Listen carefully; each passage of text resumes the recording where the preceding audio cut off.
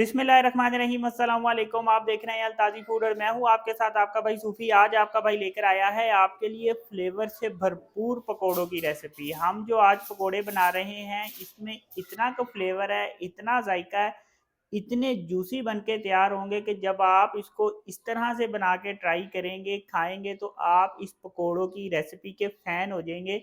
इतने मज़ेदार ये पकोड़े बनते हैं रमज़ान में, ख़ास करके आपको पता है कि हमारी अफ्तारी के टेबल पर अगर पकोड़े ना हो तो हमारी अफ्तारी हमें अधूरी लगती है। तो आज हम बनाएंगे बड़े मज़ेदार पकोड़े। लेकिन वीडियो शुरू करने से पहले आपसे रिक्वेस्ट है कि अगर आप मेरे चैनल पर नए हैं तो मेरे चैनल को सब्सक्राइब कर लें, क्योंकि आपका भाई लाता है आपके लिए रोज़ाना बड़ी मज़ेदार किस्म की रेसिपी। तो चलें फिर शुरू करते हैं।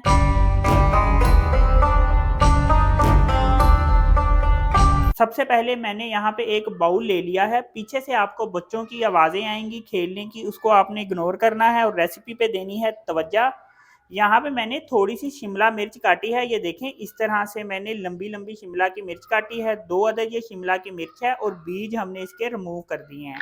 ये इस बाउल में डाल दूंगा। थोड़ी सी मैंने बंद गोभी काटी है और बंद गोभी भी मैंने इस तरह से लंबी लंबी काटी है। जिस तरह से शिमला मिर्च की कटिंग है उसी तरह से बंद गोभी की कटिंग है। दोनों बराबर मिकदार में लेंगे, जितनी बंद गोभी उतनी ही शिमला की मिर्च। यहाँ पे मैंने प्याज लिए हैं और प्याज को भी मैंने स्लाइस में काटा है और प्याज भी हम उतनी ही मिकदार में लेंगे जितनी मिकदार में हम अपनी बाकी चीज़ें लेंगे। तो ये प्याज भी इसमें शामिल कर देंगे। अब यहाँ पे मैंने देखे बताऊँ लिए हैं और बताऊँ भी मैंने इसी तरह से लंबे लंबे काटे हैं, जैसे मैंने शिमला की मिर्च और बंद गोभी काटी है, ये भी मैं इसमें शामिल कर दूंगा। यहाँ पे मैंने आलू लिए हैं और देखें आलू भी मैंने इस तरह से बारीक बारीक काटे हैं। आलू और बताऊं मैंने पानी में भगो के इसलिए रखे हैं क्योंकि अगर इसको पानी में भगो के ना रखता तो ये ब्लैक कलर के हो जाने थे। इसलिए बहुत ज़रूरी है कि अगर आप इसकी कटिंग पहले करके रखें तो इसको आप पानी में भगो के लाजमी रखें। यहाँ पे मेरे पास 1 टेबल स्पून अनारदाना है और अनारदाने को मैंने अच्छी तरह से धो लिया है। 1 टेबल स्पून साबुत धनिया है और 1 टीस्पून मेरे पास सफ़ेद जीरा है। ये तीनों चीज़ें हमने इसमें शामिल करनी है। 1 टीस्पून मेरे पास हल्दी है, 1 टीस्पून लाल मिर्च है, 1 टेबलस्पून नमक है, 1 टेबलस्पून धनिया पाउडर है और 1 टेबलस्पून कुटी हुई लाल मिर्च है। नमक और मिर्चें आप हस्बे जायका ले सकते हैं। 2 टेबलस्पून यहाँ पे मेरे पास चावलों का आटा है, ये भी इसमें शामिल कर देंगे, ये बहुत ज़रूरी है। 1 टीस्पून मेरे पास पिसा हुआ गरम मसाला है और 1 टीस्पून चाट मसाला है, ये दोनों चीज़ें इसमें शामिल कर देंगे। थोड़ा सा मैंने धनिया काट के रखा है, ये धनिया भी इसमें शामिल कर देंगे। यहाँ पे मेरे पास एक लेमन है, इसका रस शामिल करेंगे। थोड़ी सी मैंने हरी मिर्चें काटी हैं, आप हस्बे जायका लेंगे। और थोड़ा सा मैंने पुदीना लिया है, ये फ्लेवर के लिए है, खुशबू के लिए है, आप भी इसको थोड़ी मिकदार में डालें। अब यहाँ पे मेरे पास अंडा है, ये अंडा भी इसमें शामिल कर देंगे। अब हमने इसको हाथ की मदद से अच्छी तरह से मिक्स कर लेना है, ये देखें इस तरह से। दबाना नहीं है, वरना दबाने से क्या होगा कि ये जो हमारी सब्जियां हमने काटी हैं ये टूट जाएंगी पोले पोले हाथों से। ये देखें प्यार से इस तरह से मोहब्बत से आपने इसको मिक्स करना है। ये देखें इस तरह से, ये देखें इस तरह से मैंने इसको मिक्स कर लिया है। अब यहाँ पे मेरे पास बेसन है, ये बेसन भी इसमें शामिल कर देंगे।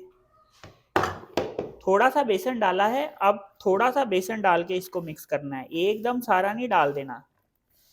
ये देखिए इस तरह से आराम आराम से पोले हाथों से मिक्स करना है। अब की दफ़ा सारा बेसन डाल देंगे, दोबारा से मिक्स करेंगे। थोड़ा सा पानी डाल के अब हमने इसको मिक्स करना है। इसको मैंने मिक्स कर लिया है। अब दोबारा इसमें मैं बेसन शामिल करूंगा। इसमें मैंने टोटल 1 पाव बेसन शामिल किया है। अब इसको दोबारा से मिक्स करना है हमने। ना हमने इसमें बेसन बहुत ज़्यादा डालना है और ना हमने इसमें पानी बहुत ज़्यादा डालना है। हमने इसको बिल्कुल पतला नहीं करना, इसको हमने ज़रा गाढ़ा और थिक ही रखना है। हल्का हल्का पानी शामिल करना है इस तरह से, ज़्यादा नहीं, सिर्फ हल्का हल्का।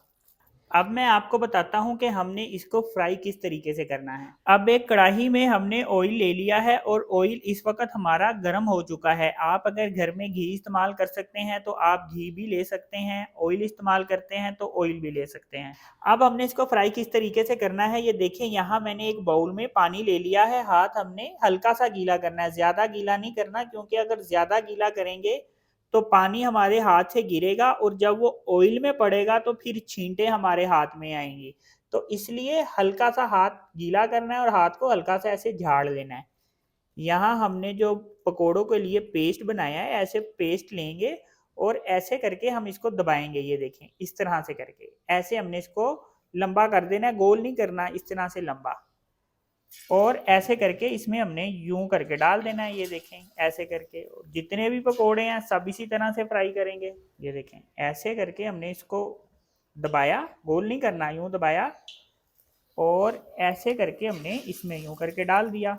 हमने इनको डीप फ्राई करना है, हमने इसको शैलो फ्राई नहीं करना। और ये नहीं कि पकोड़े डालते ही आपने चम्मच तोड़ के इसको ऐसे करके मिक्स कर देना है। पहले इसको हम पकने देंगे थोड़ी देर और फिर इसके बाद हम इसमें चम्मच फेरेंगे।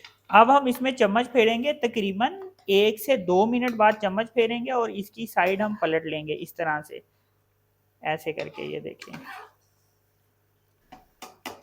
बस इतना ही चम्मच फेरना है, थोड़ा सा चम्मच फेरना है, यानी इसको पलटा लेना और फिर इसको हम फ्राई होने देंगे। पकोड़े हमारे फ्राई हो चुके हैं, ज़्यादा टाइम नहीं लगा, तकरीबन 4 से 5 मिनट में ये अच्छे तरीके से फ्राई हो जाते हैं। ये देखें माशाल्लाह कितना ज़बरदस्त कलर आया है, ये चेक करें। ओए होए होए होए, ज़बरदस्त। ये देखें जी माशाल्लाह कितने खूबसूरत, कितने मज़ेदार फ्लेवर से भरे हुए ये पकोड़े बनके तैयार हुए हैं। बाकी पकोड़े भी हम इसी तरह से फ्राई करेंगे। ये देखें इस तरह से, और साथ साथ इसको मिक्स करके डालना है। ये नहीं कि वो बेसन बेसन आ जाए और जो हमारी सब्जियां वो एक तरफ रह जाएं, इसलिए इसको साथ साथ आपने मिक्स भी करना है इस तरह से करके, ऐसे करके।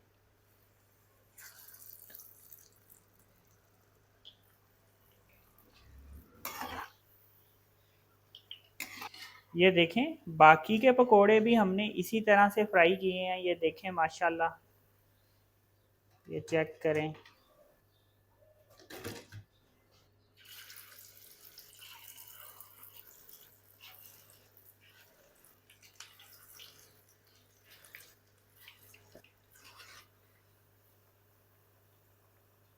ये देखें जी कितने ज़बरदस्त सारे पकोड़े बनके फ्राई हुए हैं। ये देखें माशाल्लाह, इनकी लुक चेक करें।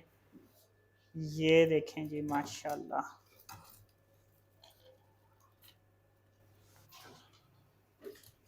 तो ये देखें माशाल्लाह से कितने ज़बरदस्त जूसी और मज़ेदार पकोड़े बनके तैयार हुए हैं। ये देखें, अपने भाई के कहने पे इस तरह से पकोड़े बना के ज़रूर ट्राई करें, तो यकीन करें मज़ा आ जाएगा, चस आ जाएगी, स्वाद आ जाएगा। इतने मज़ेदार ये पकोड़े बनके तैयार होते हैं। तो अगर आपको ये मेरी वीडियो पसंद आई तो मेरी वीडियो को लाइक करें और मेरे चैनल को सब्सक्राइब करें और अपनी कीमती राय का भी इज़हार ज़रूर कीजिएगा। अपना ख्याल रखें, दुआओं में याद रखें। अपने भाई को इजाज़त दीजिए, फिर मिलेंगे एक नई और मज़ेदार रेसिपी के साथ। अल्लाह हाफिज़।